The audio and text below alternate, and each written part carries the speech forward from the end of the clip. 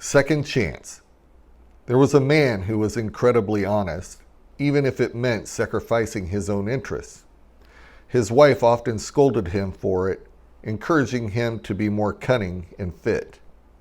She claimed that all normal people act this way, and that his honesty only brought trouble each day. But he continued to stand firm in truth's embrace, creating challenges in life's intricate maze. In the city where they lived, no one would employ him. Companies lost clients due to his honesty's him. They had to move to another town, and finding an apartment was the first task they found. The landlord inspected the couple with a gaze and wanted to sign a rental agreement in a daze. The owner asked, "Are you renting the apartment for the two of you?" The man replied, "Yes, and may we bring our cat too?" The landlord pondered, "We didn't discuss the cat before, but I can allow it if you pay an extra $100 more." Later, the wife, disheartened, said to her spouse, "Why couldn't you have stayed silent, in truth arouse?" The man replied, "Why should we lie and hide? It's better to be honest and open side by side." On the following day, the man was preparing for an interview at a company. His wife advised him to emphasize his good qualities more prominently.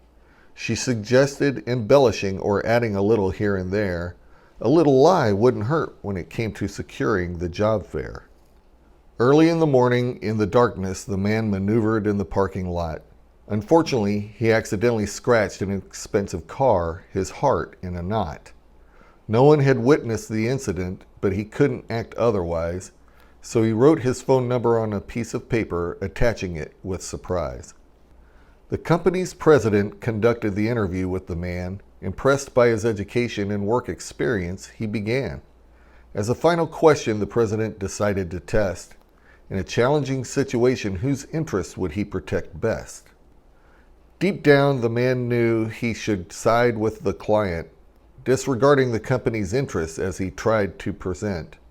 He recalled his wife's advice about being deceitful, and reluctantly he answered as the situation called, feeling regretful. However, the president turned out to be different than he expected. Refusing to hire an untruthful employee, he directly rejected. No matter how hard the man tried to persuade, he couldn't secure a second chance. No agreement was made. He decided not to tell his wife to spare her unnecessary worry. He resolved to search for a different job, not to deceive or be sorry. As he crossed the threshold of his home that day, his phone suddenly rang, unexpected and without delay. The owner of the scratch car had dialed his number, inviting him to meet and have a conversation, no encumber. As the man arrived at the designated meeting place, he recognized the car's owner, the company president, face to face.